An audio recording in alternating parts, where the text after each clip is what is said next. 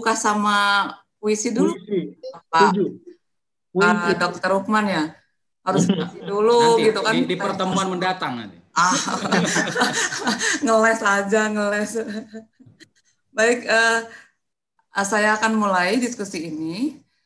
Assalamualaikum warahmatullahi wabarakatuh. Waalaikumsalam warahmatullahi wabarakatuh. Kalau webinar ya semua di mute terus nggak ada yang waalaikumsalam, kayaknya sendirian gitu. Aduh sendirian. Seperti mendongeng ya Bu Rena, sendirian dan yang lain menyimak gitu. Sendirian yang lain menyimak, aduh kacau. Selamat sore teman-teman semua, para peserta webinar, para peserta diskusi senja episode ke-6. Selamat datang di acara yang kembali digelar melalui Zoom ya. Sebelumnya biasanya kita diskusi senja di Anak Sultan Kopi di depan Fakultas Hukum, saya sebut begitu karena itu di depan fakultas saya. Tetapi kemudian karena pandemi kita tetap mengadakan diskusi senja melalui virtual gitu ya. Tapi bukan virtual account ya Pak Firman. Pak Rukman itu mah tuh virtual. Biasa, Pak Rukman itu biasanya. Alhamdulillah hari ini kita sudah kedatangan tamu atau apa ya, kedatangan tamu narasumber yang akan membedah, tapi biasanya bedahnya bedah pasien. Nah, kalau sekarang dia akan membedah buku dari Ibu Dokter Regi. Tadi katanya sapaatnya Dokter Regi. Selamat sore Ibu Dokter Regi. Gimana tuh bacanya Bu? Ya, Assalamualaikum warahmatullahi wabarakatuh. Waalaikumsalam. Terima kasih Bu Dokter Regi sudah berkenan untuk berbagi cerita nanti terkait tentang buku yang sudah ditulis dan diterbitkan oleh Untirta Press. Terima kasih. Saya juga akan menyapa Pak Bapak yang tampan, pakai PH ya, Pak Dokter yang tampan, Pak Dokter Rukman Abdullah. Wih, langsung gini nih. Kalau saya gini, uang Pak. Apa kabar Pak Dokter Rukman? Alhamdulillah, sehat walafiat. Alhamdulillah ya. Tapi kenapa pakai masker ya Pak? Kan Bapak sendirian? Enggak ya? Di rumah ada anak. Oh, jadi harus pakai masker ya? Iya, baru pulang soalnya belum baru mandi, pulang. belum Oke.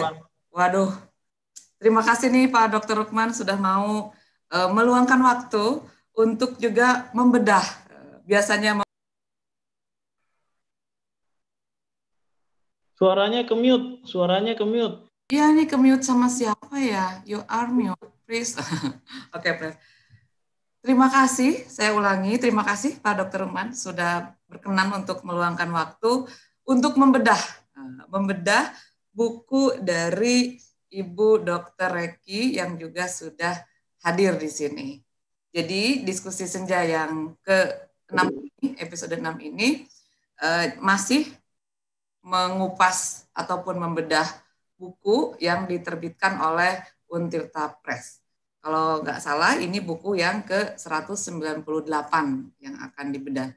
Tapi saya belum nulis ya Pak Firman, nanti buku saya yang keberapa ya? Kalau saya nulis nantilah itu rahasia. 201 201 Pak, berarti lagi dong. Baik teman-teman semua, para peserta webinar yang di layar saya udah ada 98. Untuk sesi pertama, saya akan mempersilahkan terlebih dahulu kepada Ibu Dokter Regi nih yang punya bukunya. Saya lagi mikir, enaknya Ibu Dokter Regi dulu apa Dokter Rukman dulu ya? Gimana Pak Pak Direktur? Suitan dulu kali ya. Tapi perlu diketahui hari ini kita akan ngomongin tentang judul bukunya itu Cara Mudah Belajar Imunoparasitologi. Nah, apa sih? Semudah apa sih? Semudah apa sih belajarnya sampai bacanya aja susah gitu ya. Apalagi ini ada mahasiswa Fakultas Hukum yang saya wajibkan untuk mengikuti diskusi ini. Kenapa? Supaya dia juga mendapat sesuatu yang baru. Jangan cuma belajar undang-undang tapi belajar imunoparasit, oh enggak ya, belajar imunoparasitologi. Nah, untuk tahu lebih jauh tentang apa sih imunoparasitologi, saya ingin ke Dr. Reki ini ada mahasiswa Fakultas Hukum yang saya wajibkan untuk mengikuti diskusi ini. Kenapa? Kenapa ada rekamannya ya? Itu suara saya yang diulang ya? Ada yang nonton YouTube-nya itu, Bu. Oh gitu ya, ada yang nonton. Oke, baik. Untuk pertama kali, karena kita belum tahu apa sih imunoparasitologi, saya akan persilakan kepada Ibu Dr. Reki yang beliau merupakan dosen Fakultas Kedokteran Untirta. Jadi, halo anak Fakultas Hukum, kita punya Fakultas Kedokteran ya Untirta. Beliau adalah dosen Fakultas Kedokteran Untirta yang hari ini atau sekarang sedang mengambil kuliah di Universitas Indonesia. Begitu ya, Bu Dr. Reki. Iya, Nah, betul. untuk tahu CV lebih lanjut mah beli aja bukunya ya. Ada kan di Untirta Press ya. Saya jangan bacain semua gitu. Apa siapa beli bukunya. Saya sambil promosi nih Pak Firman. Nanti kita siapkan melalui Untirta Press platform. Nah, itu. Jadi bisa beli di siapkan. situ. Kalau mau tahu lebih jauh, tapi bocorannya adalah beliau adalah dosen di Fakultas Kedokteran Untirta yang sekarang lagi kuliah di Universitas Indonesia. Baik, Bu Dr. Reki, saya ingin Ibu memberitahukan kepada kita semua apa sih imunoparasitologi. Saya udah belajar loh seharian ini untuk membaca itu supaya tidak. Silakan Bu Dokter. Ya, saya izin ini. Apa sih imunoparasitologi?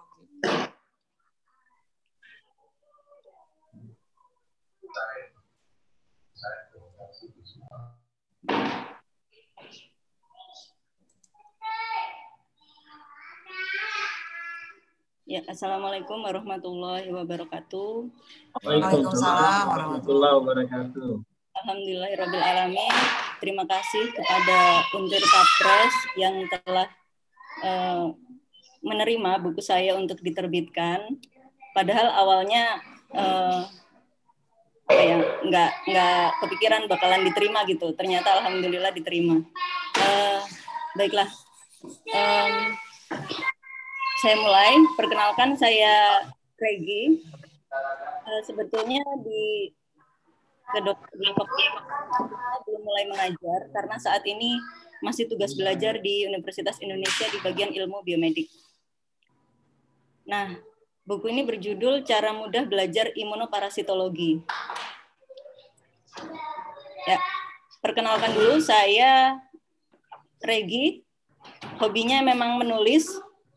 Jadi kan katanya kalau perempuan itu harus mengeluarkan sekian ratus ribu kata per hari gitu supaya bahagia gitu. Nah, kalau saya kadang bingung suka ngomong atau cerita ke siapa gitu. Akhirnya saya putuskan untuk menulis.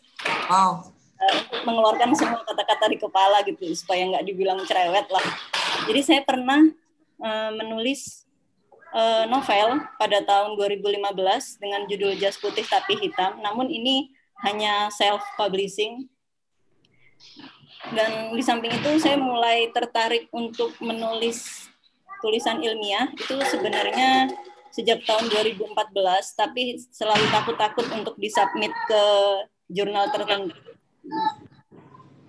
Karena apa? Ini dokter yang menulis novel ini ya. Iya, wow, keren sekali ya. Tapi itu untuk supaya tidak dibilang cerewet itu loh. Kayaknya Bu Rena harus nulis novel berarti. Jangan gitu dong, Pak Firman.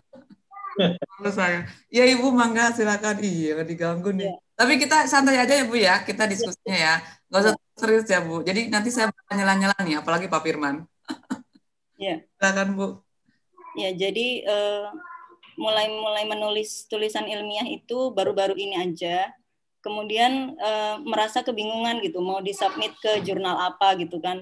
Kadang untuk pertama-pertama belajar kalau langsung publikasi ke Q1, Q2 internasional terus terindeks Scopus rasanya kan kayaknya terlalu bermimpi gitu. Jadi mungkin ke nasional aja dulu yang terakreditasi Sinta untuk belajar gitu. Jadi tapi kadang suka bingung kalau kita lihat di Google mana ya jurnal mana ya yang sedang call for paper gitu, mana yang udah antriannya terlalu panjang sehingga publish-nya mungkin bisa setahun 2 tahun gitu. Nah, akhirnya saya menginisiasi sebuah akun Instagram yang di sana berisi jurnal-jurnal apa saja atau simposium atau seminar apa saja yang sedang call for paper gitu. Jadi di sini mungkin bisa di-follow ya. Wah, iya dong, harus dong. Kok mirip Bu Rena ya? Subrek. Tiap bertemu orang pengen di-follow. Di Instagram ada akun @publikasi.kedokteran. Nah, di situ baru 1 bulan ini sudah ada 29 jurnal yang call for paper, kemudian seminar-seminar yang juga ingin yang call for paper juga untuk dimasukkan ke dalam proceeding. Jadi di sini nggak hanya tentang kedokteran saja, tapi juga manajemen rumah sakit, kemudian kesehatan masyarakat dan hukum kesehatan seperti itu. Ya, apa itu imunoparasitologi? Jadi sebenarnya imunoparasitologi itu cuman remah-remah ya di antara ilmu kedokteran yang sangat luas. Jadi di dalam ilmu kedokteran itu ada 2, ada klinis atau yang praktek, ada yang belajar gitu, ada yang teori. Nah, biasanya masuknya itu ke biomedik. Di biomedik ini luas sekali. Ada salah satu cabangnya yaitu parasitologi. Dan di parasitologi ini ada cabangnya lagi yaitu imunoparasitologi. Nah, ini ada sekedar anekdot yang sempat saya unggah juga di Instagram. Ya. Bro katanya kuliah biomedik santai ya. Yoi bro, yuk gabung. Jadi mikirnya tuh dulu awalnya biomedik tuh santai gitu kan, tanya-tanya sama teman-teman dari universitas lain gitu, Unpad, Udayana, kemudian yang lain-lain tuh Salam. ya santai lah gitu. Ternyata di UI itu berbeda, sangat-sangat jauh berbeda. Kalau dari universitas lain tuh dalam seminggu mungkin kuliah biomediknya ya seminggu hanya 2 kali, kadang 3 kali kuliah, dan sekali kuliah paling hanya 2 jam gitu. Sementara di UI itu bisa full seharian dari jam 8 pagi sampai jam 4 sore kuliah terus non-stop. Nah, apa daya saya udah terlanjur kecemplung seperti ini. Ternyata awalnya biomedik, di situ ada kedokteran, biologi sel. Nah, ini aja pusing banget. Gimana belajarnya, terus nyari referensinya bahasa Inggris semua. Aduh, kayaknya rasanya udah kayaknya aku mau keluar aja deh gitu. Kayaknya nggak sanggup nih gitu. Ternyata setelah nyemplung makin banyak lagi yang harus dipelajari. Nah, sampai akhirnya mempertanyakan, terus saya harus bagaimana gitu. Nah, oke. Kenapa imunoparasitologi?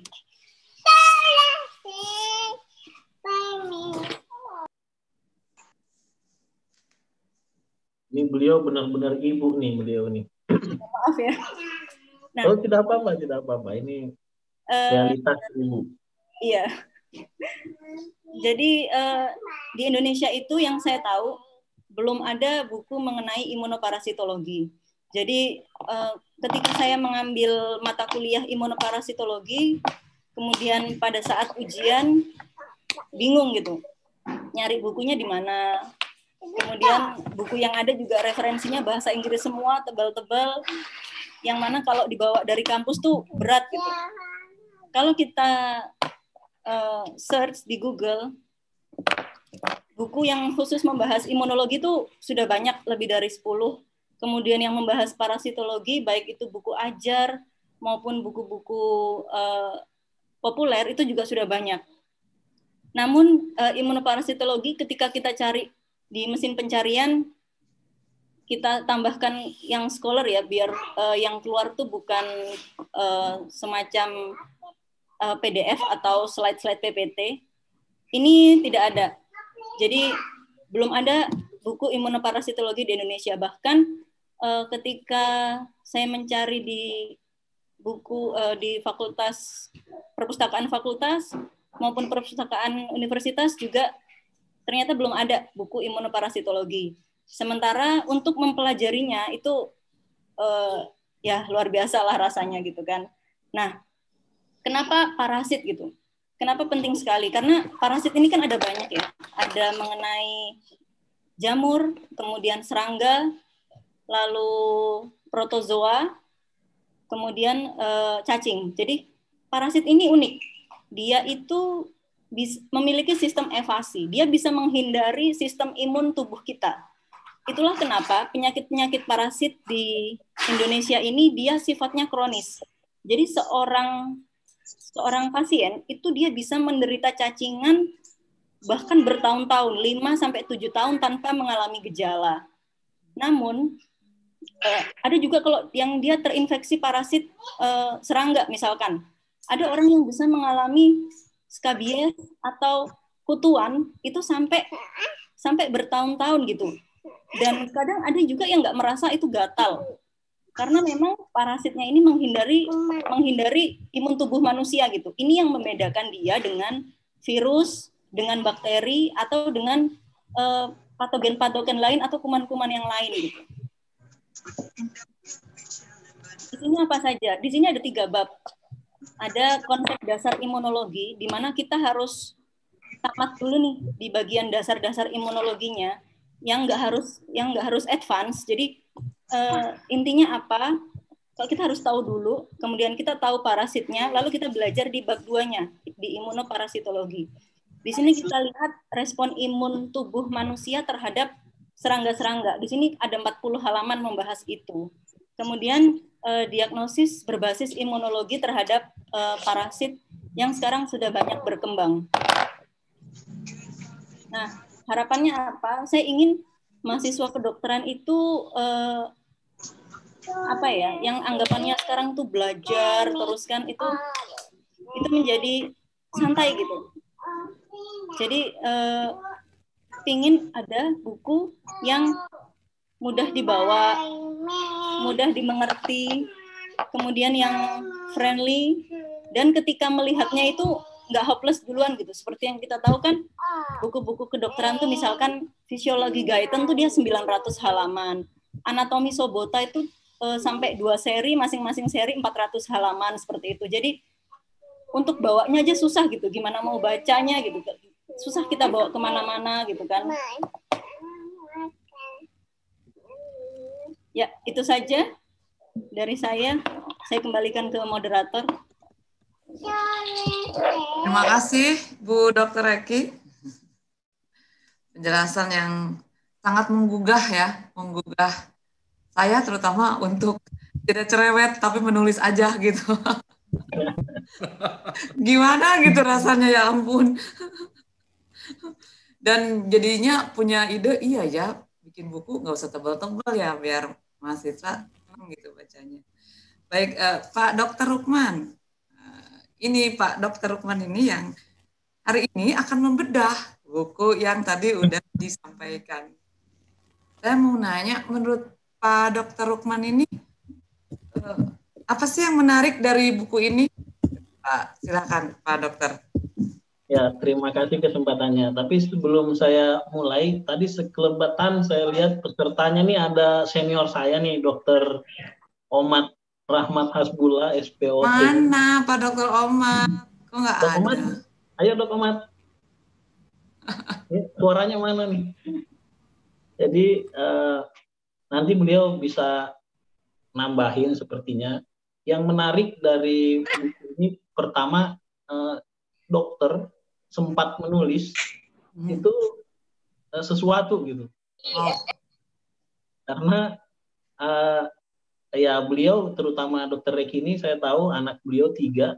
Beliau itu sebenarnya sudah punya gelar S2 MARS, Magister Administrasi Rumah Sakit, tapi masih mau lagi S2 Biomedik demi kecintaannya terhadap Fakultas Kedokteran Untirta, karena kita butuh dosen untuk itu. Dan lebih dari itu, beliau sebelum lulus pun sudah menerbitkan buku ini. Memang buku ini langka. Ini kalau kita cari, misalnya di di luar negeri itu ada, cuman pembahasannya memang rumit. Dr. Reki ini menarik membuat buku ini ringkas dalam artian tidak panjang teksnya, berbelit seperti khasnya buku teks. Ini dibuat seolah-olah buku seperti catatan ringkas khas anak sekolah atau mahasiswa kedokteran yang ingin cepat melihat referensi tanpa harus membawa buku yang tebal. Terutama ini kan gabungan dari dua keilmuan utamanya, ilmu imunologi dan ilmu parasitologi. Bahkan di akhir tuh di bagian ketiga ada diagnostiknya, artinya itu bagian tersendiri.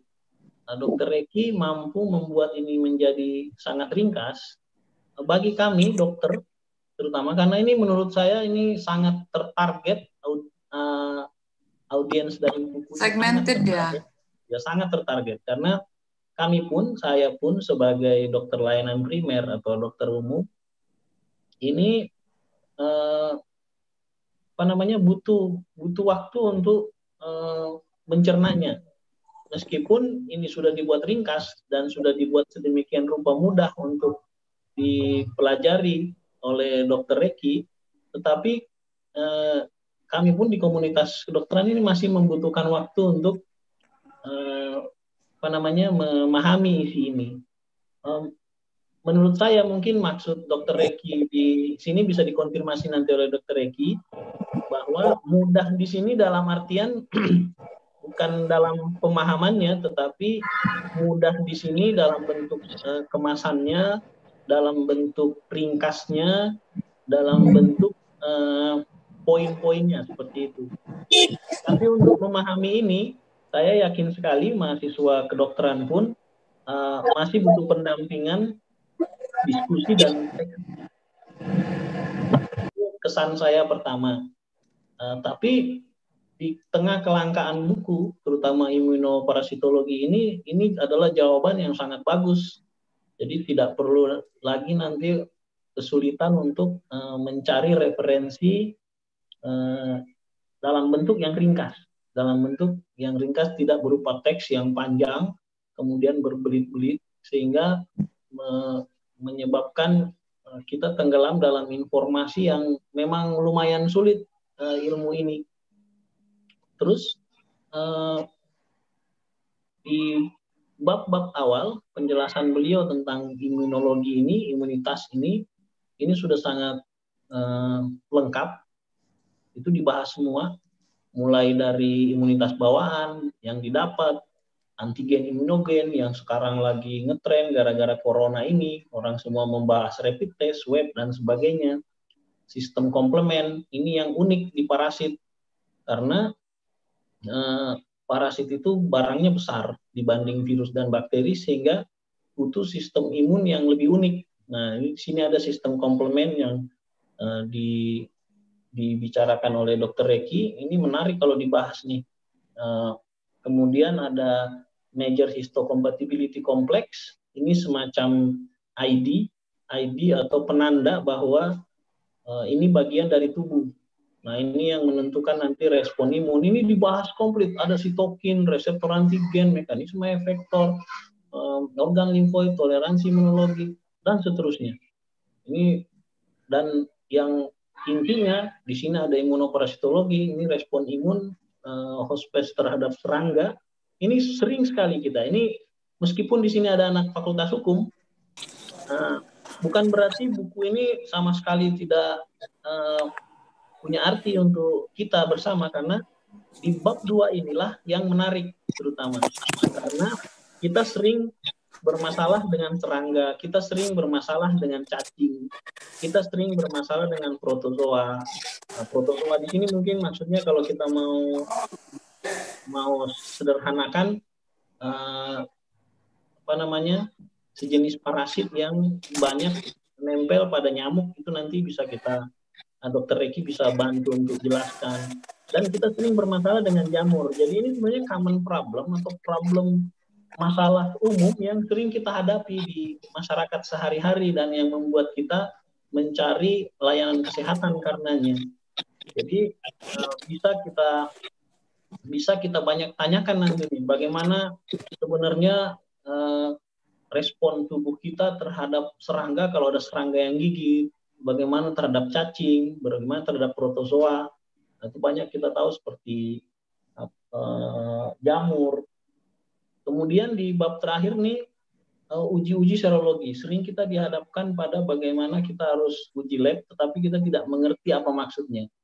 Nah ini di bab terakhir ini bisa membantu memahami secara ringkas. Kembali lagi ini bisa secara ringkas disajikan oleh Dr. Reki.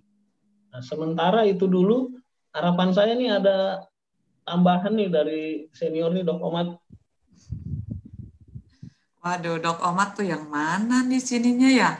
Ada. Partisipan ada tuh. Terima kasih Pak Dr. Rukman. Beliau adalah kaprodi yang tampan di Fakultas Kedokteran begitu. Kalau tempat tanggal lahirnya mah nggak usah lah ya. Nanti takut kenapa-napa gitu kan. Tapi kalau mau bersurel boleh di rukman.abdullah@untirta.ac.id gitu ya. Bagi teman-teman yang tertarik ingin dibedah, oh enggak ya, kan dokter umumnya. Baik, saya akan kembali ke Ibu Dr. Reki. Ya, Bu Dr. Reki, sebetulnya ketika tadi saya dengar cerita bahwa Ibu menulis itu berawal dari rasa malas ya, kalau saya baca di bukunya. Ya. Malas gitu. Itu bisa Ibu ceritain nggak sih biar teman-teman yang lain katanya pada nggak kesulitan lagi, biar mahasiswa nggak sulit, biar nggak bawa buku berat-berat, karena di sini padahal ada 130 halaman lah, hampir 150 halaman, mungkin oleh Fakultas Kedokteran itu tipis ya. Kalau di Fakultas Hukum maaf itu udah tebal. Itu tipis. Iya, jadi ini, antar tebal tipis ini agak beda nih kita bisa melihatnya ya. Gak bingung saya. Gimana Bu Dr. Reki, menurut Ibu sebetulnya yang menarik dari buku yang Ibu tulis itu apa sih bagi kalangan awam seperti saya misalnya yang orang Fakultas Hukum gitu? Atau hanya khusus untuk Fakultas Kedokteran aja atau seperti apa? Bu Dr. Reki silakan. Baik, terima kasih Bu Rena. Sebenarnya ingin menanggapi dari yang Dr. Rukman katakan tadi. Ya memang untuk membacanya masih perlu dicerna karena buku ini tidak terlalu banyak basa-basinya, langsung to the point.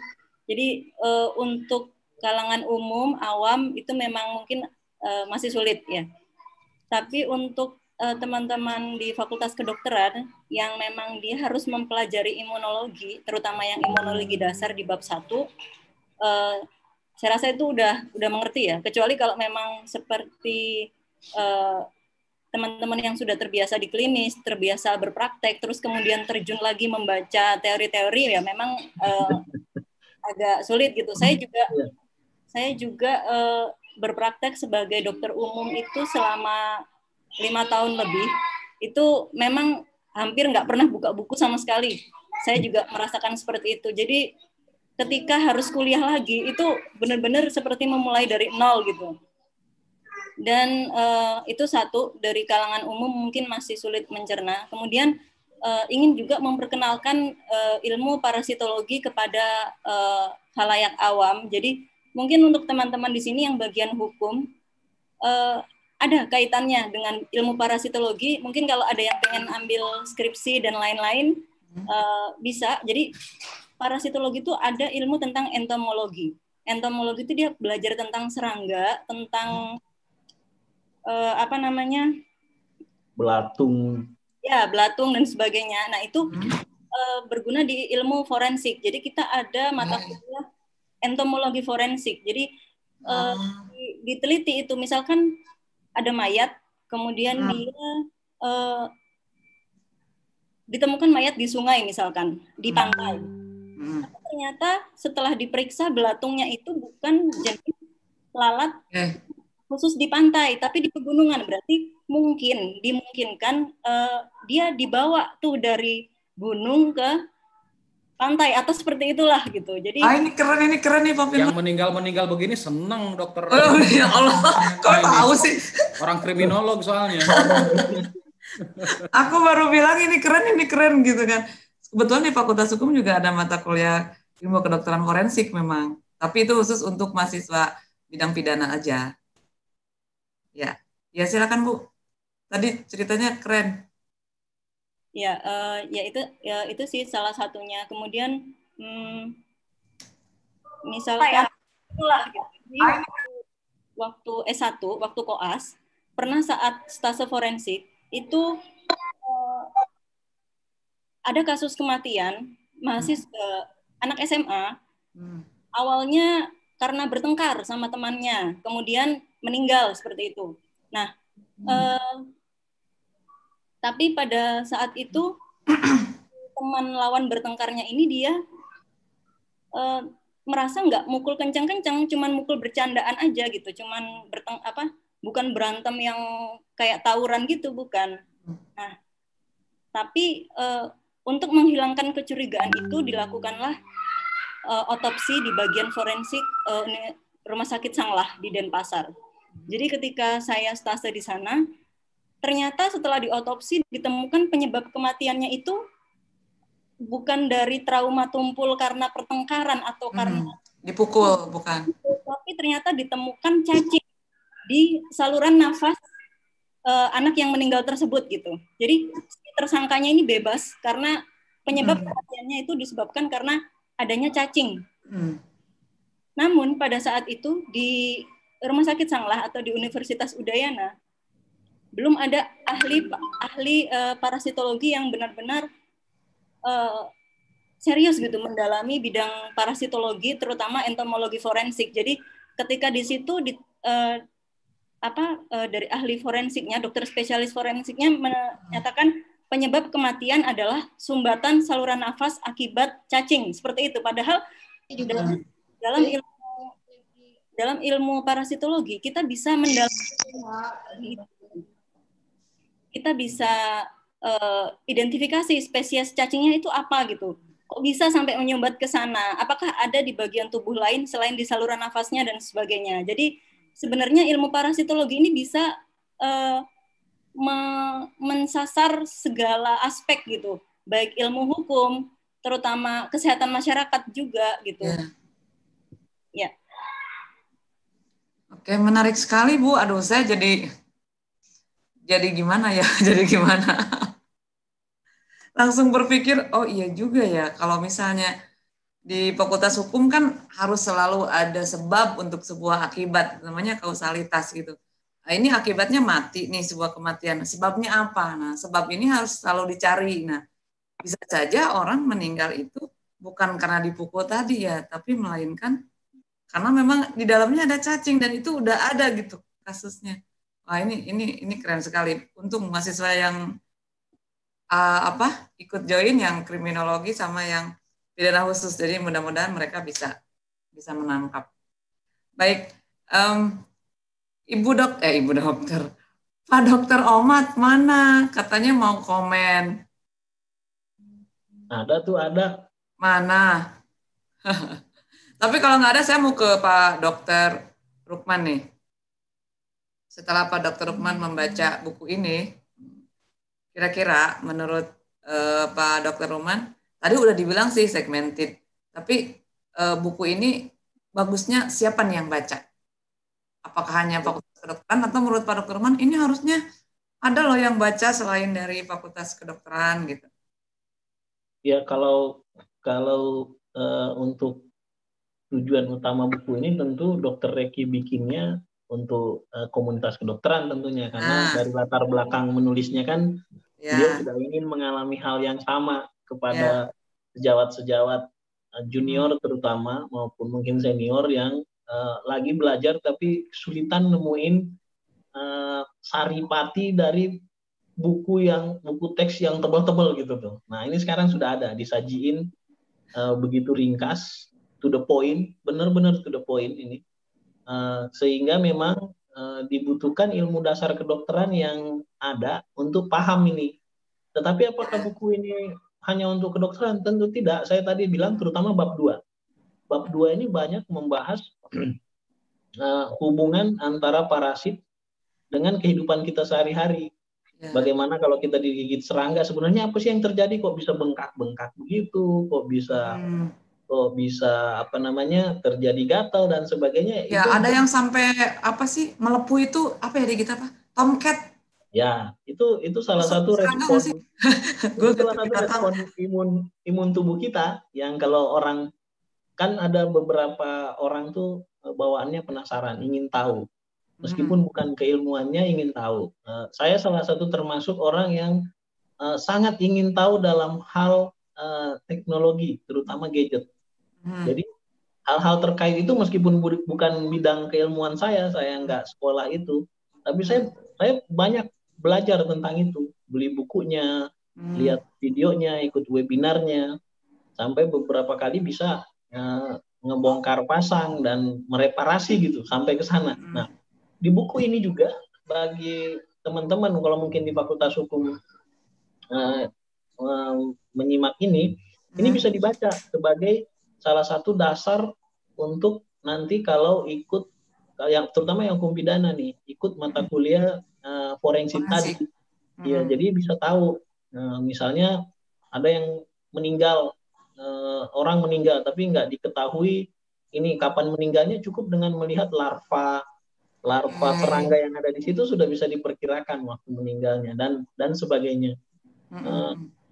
Jadi akan ada manfaatnya. Cuma memang manfaat terbesar dari buku ini jika ini dibaca dan dimiliki oleh mahasiswa-mahasiswa terutama yang di bidang kedokteran. Itu pun imunoparasitologi ini sebenarnya di pendidikan dokter yang S1 ini segmen kecil aja, segmen kecil. Ini kalau ngambil S2 ini baru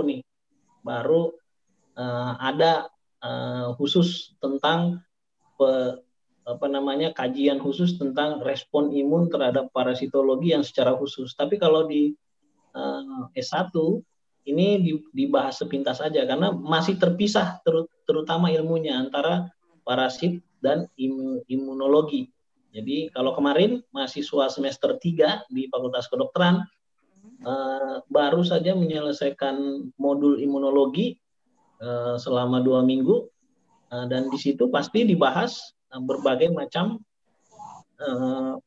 patogen yang ada di tubuh atau penyebab penyakit yang ada di tubuh, salah satunya parasit, tetapi tidak khusus dibahas imunoparasitologi ini. Jadi kesimpulannya kalau menurut saya nih, buku ini paling besar manfaatnya kalau dibaca oleh komunitas kesehatan terutama, apalagi kedokteran, dan lebih besar lagi jika memang mendalami bidang parasit.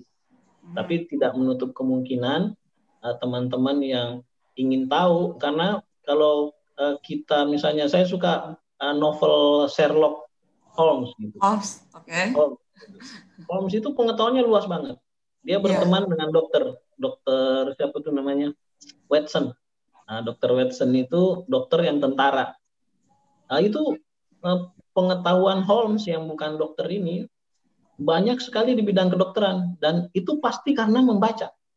Itu pasti membaca, dan bacaannya pasti bukan bacaan hukum aja atau bacaan pasti kan membaca buku-buku kedokteran. Teman-teman yang misalnya ingin bekerja di bidang detektif swasta atau apalah gitu, penyidikan, membantu kepolisian dan aparat negara, tentu butuh wawasan yang lebih luas. Dan salah satu referensi yang jarang sekali, langka nih, adalah buku ini menurut saya. Oke. Menarik sekali. Silakan dikepoin. Baik, saya kembali ke Ibu Dr. Reki. Jadi kalau misalnya secara terminologi imunoparasitologi itu apa gitu? Karena kalau saya misalnya kriminologi, ilmu tentang kejahatan gitu. Nah, kalau imunoparasitologi secara sederhana sehingga kita habis webinar ini bisa ngejelasin ke orang habis ngapain, habis webinar tentang apa, imunoparasitologi. Apa tuh? Aduh, apa ya tadi lupa lagi soalnya itu kan. Jangan sampai kita seperti itu tuh gitu tuh. Gimana tuh Bu Dokter Eki? Iya. Kalau dari terminologinya sendiri, imuno itu kan artinya sistem kekebalan tubuh ya. Jadi ketika tubuh kita itu diserang oleh kuman itu kan bahasa awam ya. Kita bisa menyebut itu baik entah itu parasit, entah itu virus atau bakteri. Jadi tubuh kita itu berespon gitu. Responnya salah satunya adalah bisa dengan gatal-gatal atau demam dan lain-lain. Nah, itu imuno. Imuno itu jadi sistem kekebalan tubuh. Parasitologi itu ilmu yang mempelajari tentang parasit-parasit seperti 4 hal yang disebutkan tadi, serangga, jamur, kemudian apa tadi? Protozoa dan serangga, jamur, protozoa, cacing. Nah, gitu. Jadi kalau digabungkan, imunoparasitologi ini dia membahas bagaimana tubuh kita ini merespon si cacing-cacing ini. Kalau pada bakteri dan virus, tubuh ini bisa merespon bahkan bisa mengalahkan gitu. Misalkan pada virus demam berdarah, kemudian virus influenza. Nah, ini tubuh bisa mengalahkan sampai akhirnya dia dorman. Jadi disebutnya penyakit self-limiting disease. Jadi dia dibatasi aja sama sistem imun tubuh. Kita nggak perlu minum obat, penyakit-penyakit virus itu sembuh sendiri. Tapi parasit ini berbeda. Ketika dia sudah menginfeksi kita, itu kalau nggak diobati, nggak sembuh. Dia akan bisa bertahun-tahun dalam tubuh kita. Kita tentu sering melihat orang yang, mohon maaf, panuan, itu sampai dia bertahun-tahun, 10 tahun, 11 tahun, ada gitu. Tapi dia kadang nggak merasa gatel. Nah itu, tapi kan secara kosmetik tentu ini ya, kurang cakep. Kurang elok. Jelek gitu bahasa. Itu kan sangat mengganggu gitu. Terutama itu satu, jamur. Kemudian Mohon maaf Dok, jamur di sini tuh bukan jamur makanan. Jamur yang mana ya? Aku nggak tahu.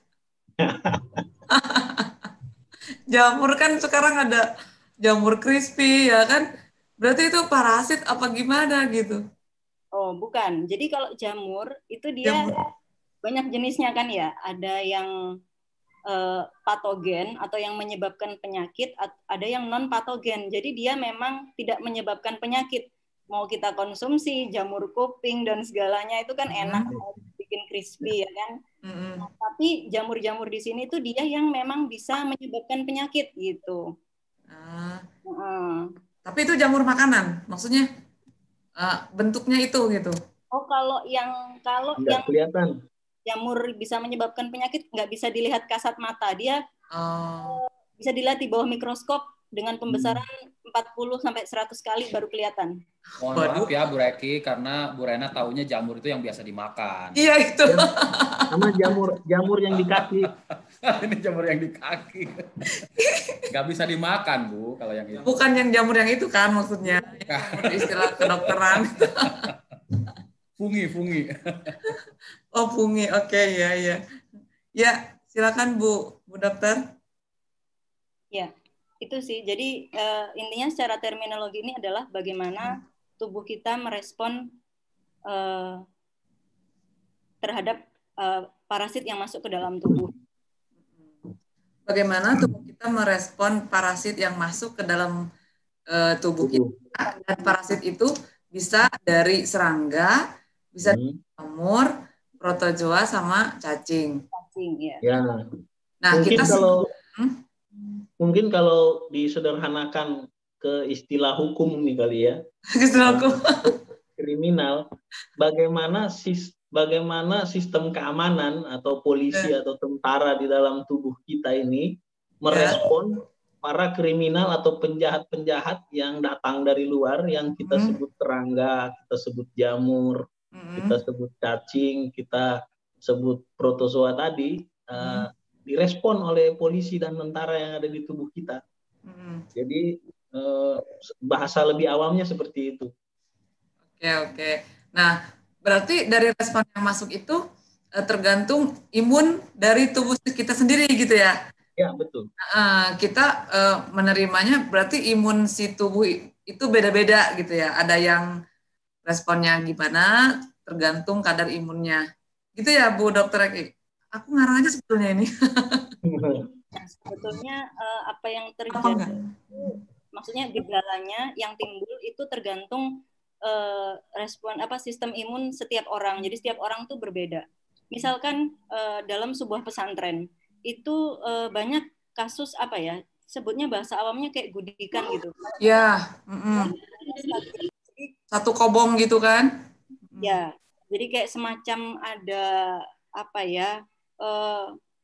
gatel-gatel terus merah-merah terus keluar seperti cairan di kulit. Itu kalau di pesantren bilangnya biasa gitu. Anak pesantren itu biasa, kalau nggak kayak gitu nggak afdol gitu. Iya, belum hatam. Iya, kayaknya belum ini gitu. Belum sah jadi anak pesantren kan. Iya. Di Banten ini kan banyak sekali pesantren ya. Dan mungkin ini bisa kita kaji gitu lebih dalam di setiap pesantren itu, karena skabies ini itu neglected tropical disease gitu. Jadi penyakit yang memang diabaikan karena udahlah biarin aja, palingan juga sembuh sendiri. Padahal enggak, skabies ini harus disembuhkan gitu. Dan respon imun anak-anak pesantren terhadap skabies ini berbeda-beda gitu. Ada yang saking lemah sistem imunnya, dia itu bisa kena berkali-kali gitu. Udah kena, diobati, kena lagi, kena. Padahal ada anak lain yang dia cuma kena sekali aja gitu. Seterusnya dia nggak pernah kena lagi. Atau bahkan dia seperti misalkan pesantren di Gontor yang dia sampai 5 tahun itu di sana, itu ada juga yang satu kali pun nggak pernah kena skabies sama sekali gitu. Padahal ya tidurnya bareng-bareng, mandi di kamar mandi yang sama, sholatnya pakai sajadah yang sama. Itu ada juga yang nggak kena gitu. Jadi di buku ini juga dibahas secara detail bagaimana sistem tubuh kita melawan si skabies ini gitu. Nah, kalau gitu berarti bisakah kita mengenali imun di dalam tubuh kita sehingga kita bisa bersikap, misalnya, oh aku ada serangga ini nih gitu, oh aku kalau digigit jadi bentol, atau itu bisa nggak kita mengidentifikasi imun diri kita atau nggak bisa? Pak Rukman kenapa ketawanya gitu tuh? Nggak ini. Emang kelihatan gitu. Pertanyaan bagus banget ini. Dokter Eki, ayo Dokter Eki, silakan. Gimana Bu Dokter? Ya, justru kalau ini kita bicara parasit ya, maksudnya di luar virus dan bakteri. Jadi kalau parasit itu, ketika kita bergejala, itu berarti sistem imun tubuh kita bagus. Sistem imun tubuh kita sedang berjuang untuk melawan si parasit. Yang bahaya adalah ketika tidak ada gejala. Jadi si skabies atau si serangga itu, atau kutu, terus kemudian cacing dan segala macam itu tidak menimbulkan gejala sama sekali, itu justru bahaya. Berarti imun tubuh kita lemah. Kalau imun tubuh kita lemah, itu akan semakin merajai. Namanya juga parasit ya, dia nggak bisa hidup di luar, dia numpang gitu. Kadang kita tuh, dasar lu parasit gitu kan ya. Emang begitu ya. Emang kerjaannya adalah numpang gitu. Numpang di tubuh manusia gitu. Kalau dia nggak numpang, dia nggak bisa hidup seperti itu. Udah numpang sombong gitu ya, Bu? Iya. Memang begitu dia jenis si parasit ini. Jadi ada kasus lansia, dia sudah berumur 80 tahun. Jadi dia kutuan. Jadi rambutnya itu banyak sekali kutu, tapi dia sama sekali tidak merasa gatal. Ketika kita bahasanya sisir serit ya, di seritin di siaran, Dok, di siaran. Oh, di siaran ya. Kutu. Jadi ketika di sisir itu lebih dari 200 kutunya. Oh. Tapi dia sama sekali tidak merasa gatal. Itu artinya apa? Respon imun tubuhnya terhadap si kutu ini sangat lemah, sangat rendah gitu. Kalau dia justru merasa, kadang ada orang yang kena satu kutu aja udah gatel gitu sampai. Nah, itu berarti sistem imun tubuhnya bagus gitu. Makanya, jadi berarti saya selama ini kebalik ya pemikiran saya. Jadi, kalau apa-apa gampang sakit, wah ini lemah amat gitu kan, gitu doang sakit misalnya. Oh malah kebalikannya. Ya, kalau virus dan bakteri mungkin ya seperti itu. Tapi kalau parasit, ketika ada gejala, ketika dia demam, ketika dia ini, justru itu bagus gitu. Gitu. Bagusnya itu biar apa, Dok? Biar ketahuan ada parasit. Iya, betul. Iya. Itu anugerah. Si parasitnya diusir, jangan numpang lagi di sini gitu kan. Iya. Numpang lagi di badan manusia gitu, karena udah ketahuan nih berarti. Iya, betul. Bu Rena mah suka beli peditox itu, Bu. Bukannya dirimu yang gondrong. Mungkin perlu Dokter Eki perlu ini juga mungkin disampaikan ke teman-teman ini bahwa ada alergi, di mana alergi itu sebenarnya respon imun tubuh yang berlebihan, merespon benda dari luar atau sesuatu dari luar. Nah, kadang-kadang ini juga jadi jelek. Misalnya normalnya orang disengat nyamuk itu berbekas aja. Ya. Orang yang alergi terhadap sesuatu yang ada di nyamuk itu bentolnya luar biasa. Sampai luka gitu, sampai berdarah gitu. Jadi kadang-kadang ada respon imun yang terlalu berlebihan, atau kalau istilah awam saya itu lebay sistem imunnya. Jadi preman ngamen pun itu dianggap sebagai teroris gitu tuh. Sehingga harus diserang oleh tim Gegana dan Densus 88. Itu sebenarnya respon imun yang terlalu berlebihan. Ada juga orang yang mengalami itu. Jadi sistem imunnya itu merespon terlalu berlebihan. Nah, yang diharapkan adalah yang di tengah, yang sedang. Yang tadi dikatakan oleh Dr. Eki, bergejala tapi tidak berlebihan. Jadi tetap ngerasain gatel, tetap ngerasain misalnya kadang-kadang tuh ada yang di dalam kulit, kalau istilah kami cutaneous larva migran, jadi dia kulitnya migran, sakit kepala. Ya, dia membentuk jalur atau jalan di bawah kulit, jadi kelihatan tuh. Nah, orang-orang yang punya sistem imun baik, dia akan merasakan itu. Kalau tidak, ya tidak terasa. Atau sebaliknya, berlebihan sistem imunnya, jadi gejalanya tuh berlebihan. Dan itu tidak bagus. Ya, menarik sekali perbincangan ini ya. Udah ditarik ke hukum, ke forensik, ke peditox sama Pak Firman gitu ya. Bagi teman-teman yang mau menanggapi atau mau ikut ngobrol, mau nanya juga, mumpung ada penulis bukunya, saya persilakan untuk bertanya. Silakan mau langsung bicara atau mau lewat chat pertanyaannya juga boleh, misalnya malu-malu belum mandi sore gitu kan, udah pakai chat aja boleh gitu ya. Ya. Tapi saya persilakan dulu nih Pak Dr. Omat. Mana ya Pak Dr. Omat? Ada kok tadi. Mana? Presiden BEM FK juga tadi ada kok.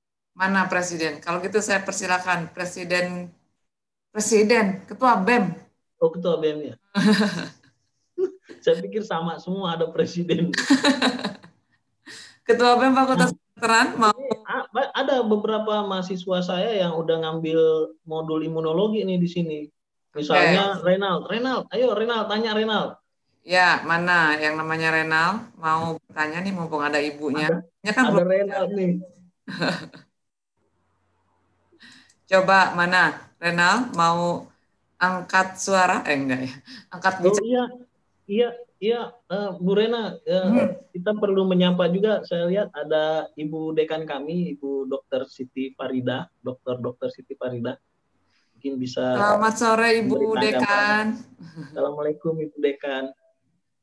Terima kasih sudah mau bergabung dengan kami di acara diskusi senja episode ke-6. Yang mana? Oh nggak ada. Oke. Ini gimana? Assalamualaikum. Waalaikumsalam. Ya, Ibu Rena saya ingin bertanya nih ke Dokter Regi dan Dr. Rukman.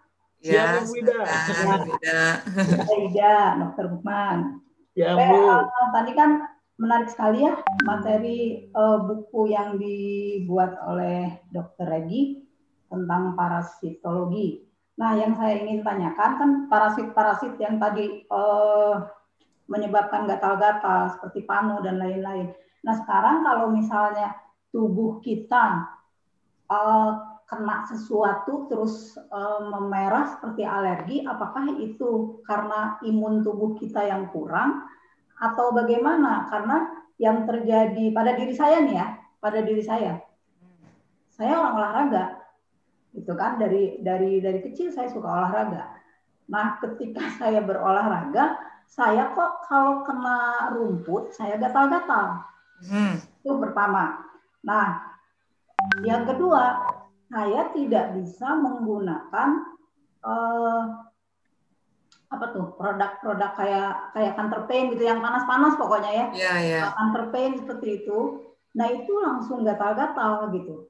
Nah, apakah itu karena imun di tubuh saya ini rendah atau bagaimana tuh? Hanya karena itu saja saya cepat gatal gitu. Apa karena ada penyakit lain yang menyebabkan seperti itu? Begitu, Dr. Regi, Dr. Rukman. Terima kasih. Ya. Terima kasih Ibu Ida. Saya persilakan Ibu Dr. Regi dulu untuk memberikan komentar ataupun tanggapan. Ya. Silakan Bu. Ya, terima kasih Bu Ida atas pertanyaannya. Kalau dari yang saya pelajari, ada yang namanya alergi. Jadi alergi itu dia hipersensitivitas. Dia tidak berhubungan dengan kebiasaan olahraga. Jadi kalau alergi ini sifatnya genetik atau keturunan. Kalau orang tuanya, kakeknya, neneknya itu memang dikit-dikit cepat gatel atau dan lain-lain, itu bisa jadi karena memang alergi. Jadi tubuh kita merespon sesuatu secara berlebihan seperti yang sudah dijelaskan oleh Dr. Rukman tadi. Jadi ketika kita gatal-gatal, walaupun kena rumput saja, belum tentu itu parasit gitu. Apalagi kalau kita nggak kena apa-apa terus gatal, nah itu bisa jadi alergi gitu. Kecuali kalau kita kontak dengan sesuatu atau dengan orang yang sama-sama kena infeksi parasit, nah itu bisa kita kena parasit. Dan itu bisa dicurigai parasit. Atau bisa jadi nih kasusnya di rumah ya, di rumah. Itu untuk orang-orang yang asma terutama. Jadi kayaknya nggak ada apa-apa nih, nggak keluar-keluar, di rumah aja kan selama pandemi ini. Tapi kok tiba-tiba asmanya kambuh gitu. Ternyata itu orang bilang seringnya alergi debu. Padahal kalau kita telik lebih dalam, di debu itu ada yang namanya tungau. Dia tungau tak kasat mata gitu. Jadi kalau kita lihat di mikroskop itu dengan pembesaran 100 kali, itu dia masih kelihatan kecil sekali, namanya TDR atau tungau debu rumah. Jadi ini yang sering ada di sekitar kita gitu tanpa kita sadari. Terutama di tempat tidur atau di rumah-rumah yang pakai karpet. Nah, makanya sejak tahu ilmu ini, saya di rumah nggak pakai karpet sama sekali, dan saya kalau bertamu rumah orang yang ada karpetnya, itu langsung, waduh, anakku bisa gatal-gatal ini atau gimana gitu.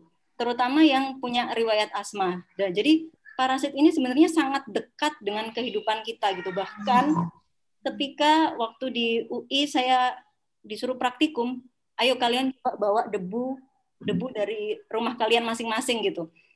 Saya bawa debu dari rumah saya gitu, saya korek-korek itu di pinggir-pinggir lemari dan pinggir-pinggir kasur. Kemudian saya periksa di laboratorium dan ternyata ada positif gitu.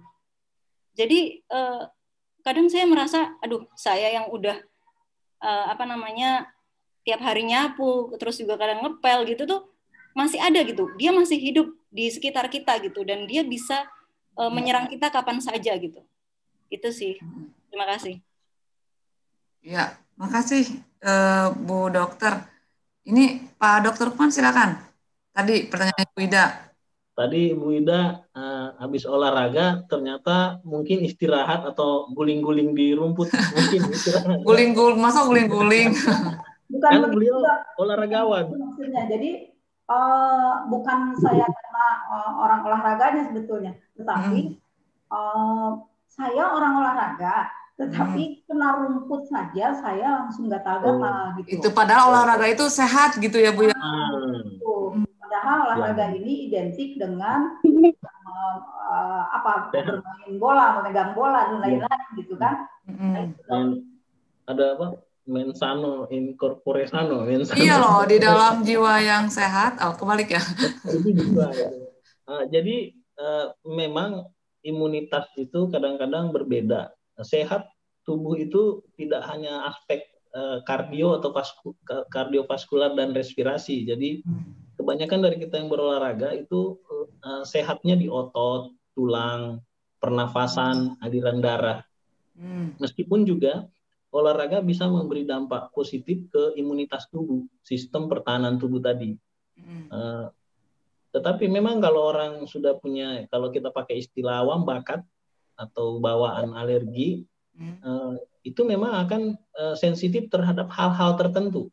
Bisa jadi berbeda setiap orang. Ada orang alergi obat, ada orang, kalau mahasiswa di sini saya yakin tidak alergi tugas kan, kalau dapat tugas dari Ibu. Dapat tugas langsung migrain. Nah itu yang nggak boleh, alergi seperti itu. Tapi kalau kena rumput, wajar. Rumput itu di ujungnya memang selain tajam, kadang-kadang itu mengandung sejenis racun. Jadi kalau kita kena ujung rumput, terutama rumput liar, itu bisa menyebabkan gatal. Jadi itu hal yang wajar sebenarnya, bukan hanya orang-orang tertentu. Itu menyebabkan respon imun di tubuh kita bereaksi terhadap rumput tadi. Jadi kata Dokter Reki juga, makanya kalau di luar negeri itu sudah jamak karena mereka takut dingin, tidak seperti kita. Mereka pasti pakai karpet untuk menghindari dingin. Tetapi resikonya adalah debu yang ada di sana, sehingga mereka nggak pakai sapu, nggak pakai pel, mereka pakai vacuum cleaner. Jadi nyedot semua debu, diambilin gitu. Jadi tidak sekedar di dusting, hanya memindahkan debu, tapi dia sedot debunya. Semakin kuat sedotannya itu semakin bagus. Bahkan di beberapa kasus itu mereka pakai steamer. Jadi dipakein uap mendidih, uap yang sangat panas itu untuk memancing kutu-kutu tadi untuk bergerak lalu disedot. Kalau nggak mati disedot. Itulah perbedaannya.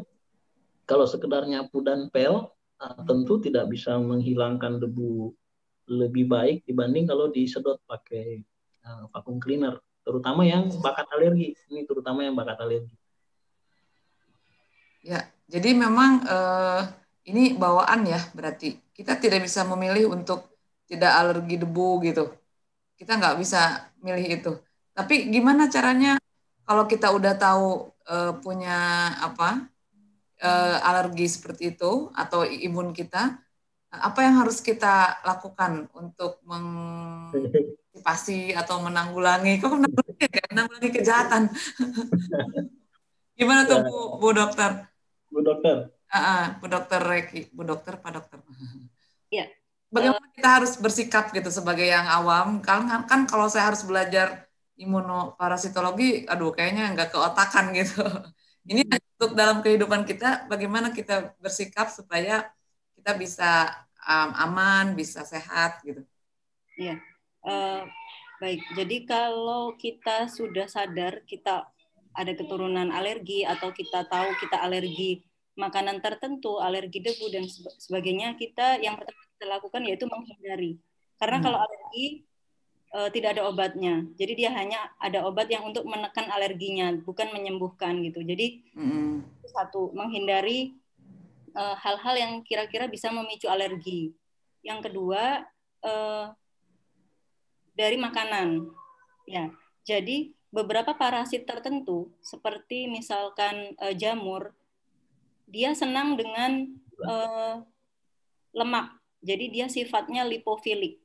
Terutama misalkan panu. Nah, dia itu jamur yang senang lemak dan senang yang namanya cairan-cairan yang keluar dari kelenjar sebasea kita.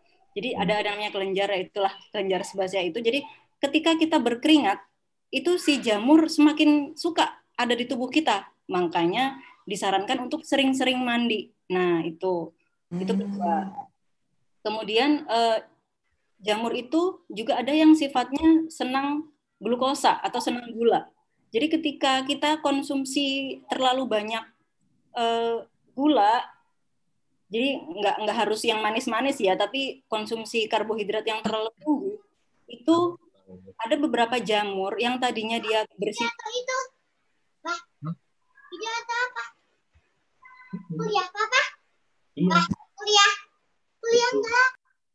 Nah, yang tadinya bersifat aman-aman saja, dia jadi banyak mengkonsumsi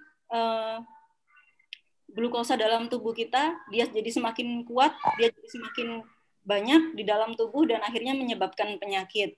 Kemudian ada juga parasit-parasit yang dia suka terlalu banyak yang memang dia mengkonsumsi sel darah merah gitu. Nah, jadi kita harus waspada gitu.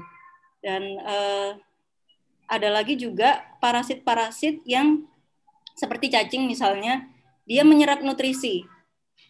Nah, untuk itu kalau misalkan nih kita punya anak, kok dia kurus gitu ya, nggak gemuk-gemuk, padahal makan mah banyak gitu, tapi kok berat badannya nggak naik.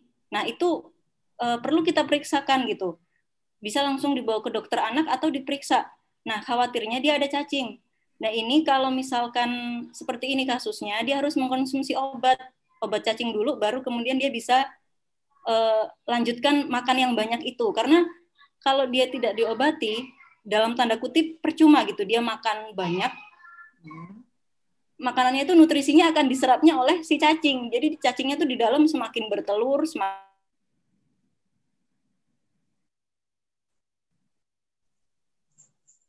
Ya, Bu Dokter? Sepertinya hilang. Putus ya? Iya. Ya. Kalau gitu, Dokter. Ini ada pertanyaan nih di chat nih. Ya, mau ditanyain nanti tadinya terakhir. Oh gitu. Kalau gitu Pak Dokter Rukman deh tadi. Alergi tadi ya? Ada nih kayaknya. Udah masuk lagi. Dokter Reki udah masuk lagi? Iya, halo, sudah. Iya. Ya, silakan Bu, dilanjutkan. Iya. Tadi terputusnya sampai mana ya? Tadi terputus sampai alergi cacing yang makan nggak gemuk-gemuk. Gimana sih? Makannya banyak tapi tetap kurus. Iya, iya, itu tadi yang poin kelima yang perlu diwaspadai untuk kita, untuk orang-orang awam. Jadi kalau misalkan kita punya anak yang nggak gemuk-gemuk, atau mungkin juga remaja juga ada yang dia cenderung kurus gitu, tapi dia tidak ada mencret atau tidak ada gejala lain gitu, cuma kurus aja gitu. Nah, itu juga jadi dia walaupun makannya banyak, tapi kayaknya percuma gitu, karena nutrisinya semua diserap oleh si parasit cacing ini. Jadi yang perlu dilakukan adalah diobati dulu, diperiksa fesesnya atau tinjanya, kemudian diobati, lalu dia boleh makan bebas. Semua nutrisinya akan terserap untuk dirinya sendiri, bukan untuk si parasit, seperti itu. Ya, baik. Terima kasih Bu Dokter. Tipsnya bisa kita laksanakan walaupun kita bukan dokter gitu ya, Pak Dokter Rukman. Tadi ada yang nanya, Bu Dokter, katanya berapa lama sih bikin bukunya? Ya, saya mulai ada mata kuliah konsep dasar imunologi itu dari semester 2. Jadi dari semester 2 itu udah mulai bikin catatan-catatan kecil. Jadi awalnya semua yang saya tulis ini berupa tulisan tangan. Yang saya ketik satu persatu gitu kan. Terus kadang baru nulis satu kalimat udah digangguin anak dan sebagainya. Jadi prosesnya cukup lama. Saya membutuhkan waktu kurang lebih 10 bulan. Sebelum akhirnya dikirim ke Untirta Press. 10 bulan. Cepet ya. 10 bulan loh nulis bukunya. Ya ampun. Ini ada yang nanya lagi nih, Bu Dokter. Katanya efek negatif jangka panjang mengenai cacing bila dibiarkan. Nah, misalnya, udahlah biar kurus aja gitu, nggak usah diobatin nih. Saya kan mau kurus nih, udah aerobik, udah jumpa, tetap aja gitu kan. Udahlah mending cacingan aja gitu. Kalau dibiarin gimana tuh Bu Dokter? Ya tuh Bu, kalau dibiarin gimana tuh Bu? Ya, baik. Terima kasih Pak Bagio. Jadi efek negatif ya, jangka panjang bila dibiarkan. Nah, jangka panjangnya ini kalau misalkan cacing, dia itu bisa sampai 10 tahun. 10 tahun itu tanpa kita merasakan gejala apa-apa, cuman kurus aja. Nah, ya kan karena dia cacing ya, karena dia parasit, dia walaupun mengambil manfaat dari tubuh kita, dia tidak akan membiarkan kita mati. Jadi jarang sekali orang yang kena parasit ini sampai meninggal gitu, kecuali memang yang dia menyerang otak dan sebagainya. Jadi kalau efek negatifnya kalau dibiarkan jangka panjang ya tubuh kita jadi tampak kekurangan nutrisi gitu, jadi lemes gitu kan. Cacing-cacing juga yang dia atau parasit-parasit yang dia mengambil ini kita. Menggerogoti. Iya, hemoglobin kita menjadi turun gitu. Akibatnya itu terjadi anemia. Kalau anemia itu kan pasti sudah matanya pucat, mau ngapa-ngapain juga susah. Kita mau duduk, mau ngomong aja susah gitu karena hemoglobinnya itu yang sangat rendah gitu. Itu sih dampak negatifnya. Jadi kalau untuk sampai kematian, kecuali dia menyumbat saluran nafas atau menyerang otak, nah itu parasit agak kurang menyebabkan kematian dibandingkan bakteri dan virus ya. Jadi jarang ya yang meninggal penyakitnya apa? Cacingan gitu ya? Ya. Karena cacingan. Iya, karena cacingan meninggal. Dokter Rukman tuh gimana tuh? Terima kasih Bu Dokter. Saya ingin dari Pak Dokter Rukman nih tentang bagaimana sikap kita nih sekarang untuk mencegah parasit semakin menggerogoti imun tubuh kita, tapi yang sederhana aja gitu, yang kita bisa lakukan gitu. Kalau yang paling sederhana sebenarnya sudah ada sih anjuran dari pemerintah sudah lama. Salah satunya kan parasit itu yang paling terkenal tuh cacing. Menggunakan alas kaki alas kaki. Jadi tidak kaki telanjang berjalan kemana-mana karena sumber masuknya cacing dari tanah. Kedua, lantai, jangan lantai tanah. Makanya pemerintah berusaha keras untuk memperbaiki keluarga prasejahtera itu dengan membenerin rumahnya, meningkatkan kesejahteraannya. Ini salah satu cara sederhana mencegah infeksi parasit. Beberapa parasit itu pakai host atau inang. Hostnya itu biasanya serangga. Jadi misalnya nyamuk, misalnya lalat dan sebagainya, itu kita dengan lingkungan yang bersih, insya Allah tidak ada nyamuk, tidak ada lalat yang aneh-aneh. Berikutnya memperkuat daya tahan tubuh. Memperkuat daya tahan tubuh ini tentu dengan makan yang gizi seimbang. Oh iya, gizi seimbang. Bukan 4 sehat 5 sempurna ya sekarang ya? Boleh. Masih boleh. Hanya saja kalau 4 sehat 5 sempurna tidak banyak membahas tentang porsi, sehingga sekarang banyak dipakai istilah gizi seimbang karena porsi itu penting. Lalu aktivitas, harus aktif secara fisik. Dengan aktif secara fisik, tentu tubuh akan lebih ternutrisi dengan baik karena aliran darah juga lebih baik. Aliran darah baik, tentu sistem imun, salah satu wadah sistem imun itu berkeliling, berpatroli di tubuh kita melalui aliran darah. Selain itu ada kelenjar getah bening juga namanya. Jadi kalau kita aktif, tentu ini juga baik aliran darah ini. Lalu terakhir nih yang mungkin sulit kita hindari, istirahat yang cukup. Terutama mahasiswa biasanya sulit istirahat cukup, apalagi banyak tugas. Iya, Kalau aku mau istirahat terus, cukup banget. kaum rebahan ya, kaum rebahan. Kaum rebahan kita mah. Jadi istirahat yang cukup untuk apa? Untuk memberi kesempatan kepada tubuh kita untuk memperbaiki sel-sel tubuhnya yang rusak. Jadi ada kesempatan untuk tubuh memulihkan diri. Dengan istirahat yang cukup juga kita bisa menghindari stres berlebihan, overstress. Jadi kalau stres berlebihan itu bisa menurunkan daya tahan tubuh. Jadi kalau menurut saya untuk terhindar dari parasit tadi secara sederhana ya hidup sehat aja. Anjuran pemerintah kita germas itu. Spesifik terhadap parasit terutama cacing, alas kaki dan rumah yang tidak tanah gitu dan lingkungan yang bersih untuk nyamuk dan lalat. Oke. Saya akan berusaha untuk itu gitu ya. Terutama istirahat yang cukup itu ya. Karena malam nggak bisa tidur, tapi istirahat itu bukan hanya malam kan. Cuman kan kata Tuhan menciptakan malam untuk beristirahat. Bingung. Benar. Ada pertanyaan lagi nih dok. Katanya mohon izin bertanya bagaimana jika suatu penyakit yang menyangkut parasit tersebut tidak bisa sembuh. Sebentar, kalau ini kan bawaan, berarti memang tidak bisa sembuh ya? Atau gimana? Bu dokter, ya. Parasit bukan bawaan sih, dia infeksi dari luar. Ya. Tapi dia bisa sembuh atau tidak? Ya, kalau jadi gini, ada yang namanya kalau misalkan dia tidak sembuh karena setelah diobati, misalkan dia cacingan, udah positif cacingan, terus dia dikasih cacing, dia nggak sembuh. Nah itu jadi karena pertama resistensi obat cacing. Jadi tubuhnya itu tidak bisa menerima. Jadi si obat cacing ini tidak bisa menyerang si cacingnya. Tapi itu kasusnya sangat jarang. Yang kedua, dia sebenarnya sudah sembuh, diobati pakai obat cacing udah sembuh, tapi kemudian dia tertular lagi.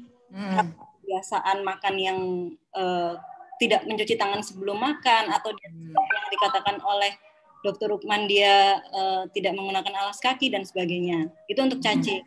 Kemudian yang untuk jamur, dia udah diobati.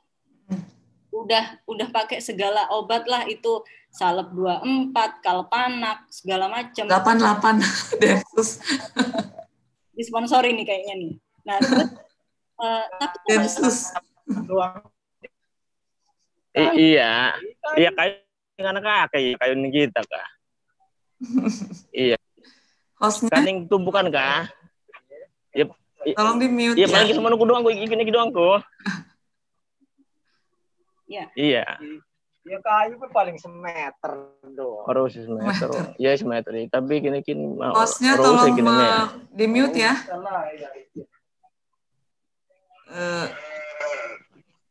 Hilman apa Desma yang bisa memute? Ya, itu kan kasusnya untuk cacing ya. Kalau untuk jamur misalkan udah diobati pakai obat yang saya sebutkan tadi tapi kok nggak sembuh-sembuh, itu bisa jadi karena sifat dari jamurnya itu sendiri. Seperti misalkan panu itu. Dia dengan jamurnya dia suka lemak gitu. Kalau dia pakai obat terus tapi dia jarang mandi, kemudian dia konsumsi makanan yang tinggi lemak terus seperti gorengan, kemudian santan-santan atau makanan-makanan yang ya lemaknya tinggi lah gitu.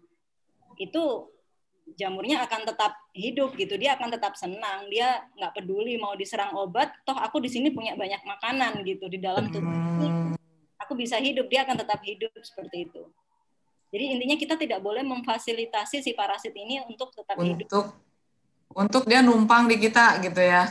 Ya betul. Kayaknya banyak yang menarik terhadap cacingan ini, banyak pertanyaan yang katanya kalau misalnya ini obat cacingnya efektif apa enggak gitu, seberapa efektifkah obat cacing yang kita minum, apa ada obat lainnya enggak dok gitu?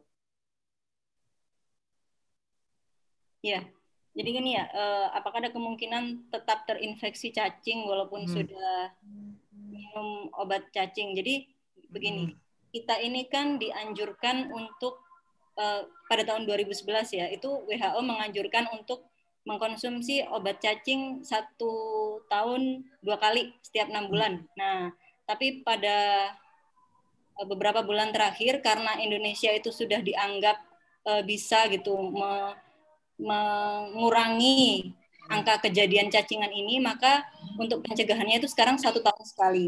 Nah, walaupun kita sudah minum obat-obat preventif atau obat-obat pencegahan ini, bukan berarti kita langsung bebas gitu.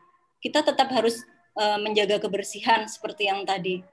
Dan seberapa efektifkah obat cacing yang kita minum dapat kita minum, apa ada obat yang lainnya gitu. Jadi obat cacing ini cukup efektif. Jadi jenisnya memang tidak banyak. Ada 4 golongan dan 4-empatnya sejauh ini masih efektif untuk menyembuhkan cacingan atau mencegah cacingan. Jadi kalau kita mungkin orang awam ya menilai cacingan itu yang benar-benar kelihatan cacingnya gitu, yang kalau misalkan dia BAB akan keluar cacingnya gitu. Tidak semuanya seperti itu. Ada jenis-jenis cacing yang memang dia nggak kelihatan, dia benar-benar sembunyi di dalam darah kita. Ada namanya itu filaria. Jadi filaria itu kalau di daerah timur Indonesia itu masih ada kasusnya. Jadi menyebabkan kaki gajah. Mungkin di sini teman-teman pernah dengar penyakit kaki gajah. Nah, itu dia kakinya besar banget. Dia nggak hanya 1 bulan 2 bulan tuh kena cacing itu. Dia bisa sampai 5 tahun, 6 tahun kena cacing itu, baru dia sampai kakinya seperti gajah. Nah, itu walaupun kita berikan obat cacing, kaki gajahnya itu tidak akan bisa kembali normal, kecuali dengan operasi atau pembedahan. Seperti itu. Jadi, untuk obat cacing yang tergolong cacing usus, nah, sampai saat ini masih efektif. Tapi kalau untuk cacing yang jenisnya masuk ke darah, yang dia menimbulkan pembengkakan di kaki itu, obatnya hanya bisa membunuh cacingnya, tapi tidak menghilangkan gejala bengkaknya, seperti itu. Ini ada pertanyaan lanjutan, Dok, cacing ini. Katanya makan sayur mentah, apa betul nih, Dok? Hobi makan sayuran betul. Katanya. Jadinya kena cacingan karena ada telur cacing menempel di sayuran. Itu betul, Dok? Iya, itu bisa jadi. Jadi kalau saya baru tahu, kok yang lain tahu ya? Devina tahu, saya baru tahu. Memang benar. Kalau misalkan sayur mentah yang dicuci dengan kurang bersih atau yang tidak direbus biasanya ya, itu memang ada telur, bisa ada telur yang menempel di situ. Jadi kalau cacingnya udah bukan yang kelihatan ya, tapi dalam bentuk telur dia nggak kelihatan. Dia tetap bisa tertelan gitu. Tapi ini bukan berarti kita harus menghindari lalapan. Sayuran ya, termasuk lalapan gitu. Tetap dikonsumsi boleh, tapi dengan cara yang baik, dengan cara yang higienis gitu. Oke, baik. Satu lagi tadi pertanyaannya, mungkin saya akan ke Dokter Lukman aja. Apakah dengan resep dokter jika dikonsumsi berkelanjutan akan menimbulkan dampak buruk? Seperti apa nih dampaknya, Dok?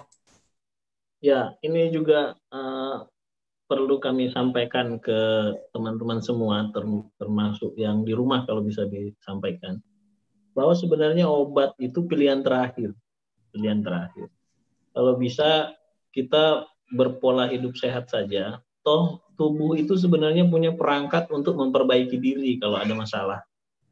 Jadi, namun ketika proses memperbaiki diri ini tidak lagi imbang, artinya lebih banyak bagian tubuh yang rusak dibanding kemampuan tubuh memperbaiki diri, disitulah obat diperlukan.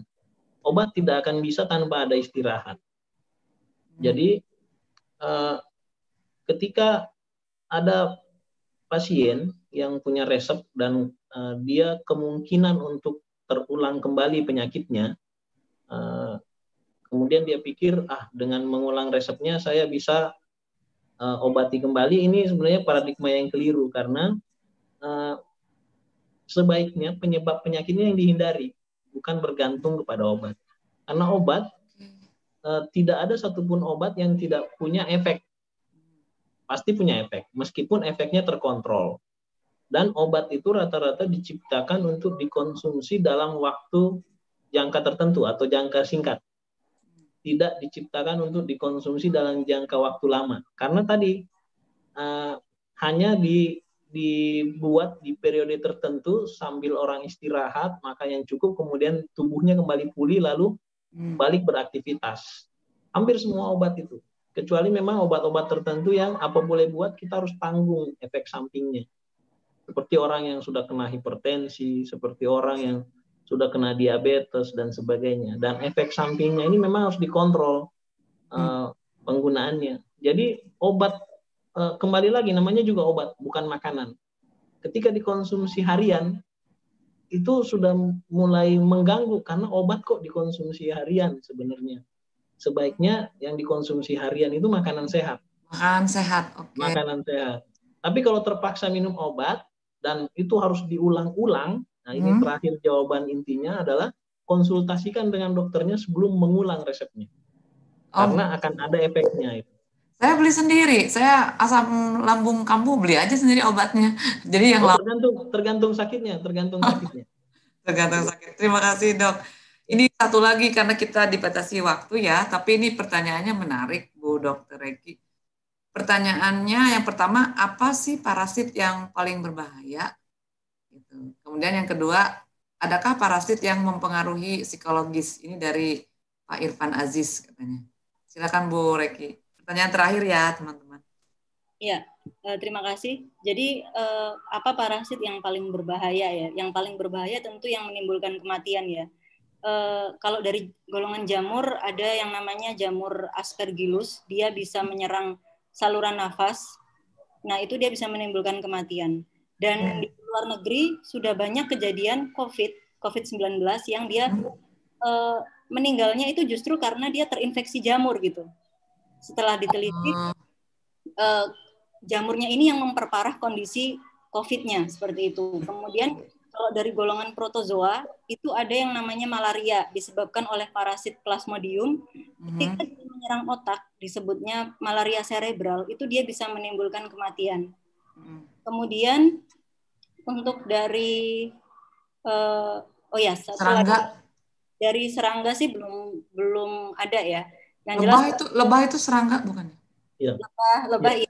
Lebah serangga, tapi dia jarang sih menimbulkan kematian kecuali memang pada anak-anak yang alergi. Disengat serangganya itu banyak. Diserang gitu ya, diserang lebah. Nah, terus kalau dari cacing itu jarang sih yang menimbulkan kematian kecuali yang kasus spesial tadi yang dia menyumbat saluran nafas, itu dia bisa menyebabkan kematian. Ya.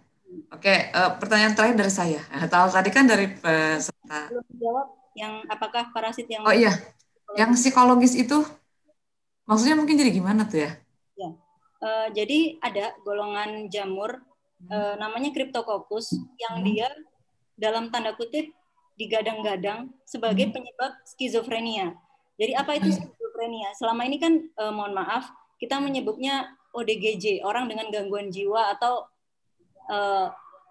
awamnya bilang seperti orang gila gitu yang di jalan atau yang tidak dirawat di rumah sakit jiwa. Nah, itu selama ini kita taunya dia penyebabnya itu idiopatik atau tidak diketahui penyebabnya. Bisa karena genetik atau memang nggak tahu, tiba-tiba aja begitu gitu, atau karena pengalaman masa lalu dan sebagainya. Tapi trauma masa lalu. Trauma kenangan mantan ya. Aduh, janji manis. Ternyata beberapa penelitian yang mengambil sampel dari orang-orang skizofrenia ini, ternyata ditemukan jamur Cryptococcus. Jadi jamur Cryptococcus ini dia bisa menyerang otak. Jadi alih-alih dia menimbulkan kematian, dia justru menyerang. Jadi dia menimbulkan dampak psikologis gitu. Jadi mengganggu otaknya dari segi psikologis itu. Nah, untuk yang penyakit serangga seperti kutu rambut dan skabies, dia sebenarnya tidak menimbulkan dampak psikologis, tapi beberapa penelitian di banyak pesantren yang sudah ada di Indonesia, infeksi skabies dan kutu rambut ini dia menurunkan nilai-nilai si santri itu. Jadi karena mungkin konsentrasi belajarnya terganggu, jadi seolah-olah kognitifnya juga terganggu, padahal sebenarnya mungkin enggak gitu, karena memang dia terganggu aja dengan gatal-gatal. Arate itu gitu ya, dengan arate gini gitu. Ya, itu masa kecil. Wow, menarik sekali, tapi kita dibatasi waktu ya. Saya ingin bertanya pertanyaan yang sama untuk para dokter ini, tapi saya mau nanya ke Pak Dr. Rukman dulu. Menurut Pak Dr. Rukman, bagian mana dari buku imunoparasitologi ini yang paling menarik? Nah, kalau saya ditanya yang paling menarik, tentu bab 2-nya. Bab 2. Oke. Kalau menurut penulisnya sendiri nih, Bu Dr. Reki, yang bagian mana yang paling menarik dari buku Ibu? Semuanya. Wow, semuanya loh. Ada bocoran mau nulis lagi nih, Bu Dokter, kapan? Aduh. Kalau yang untuk bab 1 mungkin cocoknya untuk mahasiswa S1 ya. Untuk bab 2, bab 3-nya mungkin untuk mahasiswa S2 gitu. Oke, ya. Oke. Kapan mau nulis lagi, Bu Dokter Reki? Sedang ingin menulis tentang ini. Apa? Apa mau nulis novel lagi nggak, Odi? Pengennya sih bikin buku tentang belajar parasitologi itu menyenangkan gitu. Nah, butuh co-author ini. Loh kok author? Dokter mau bikin apa yang menyenangkan?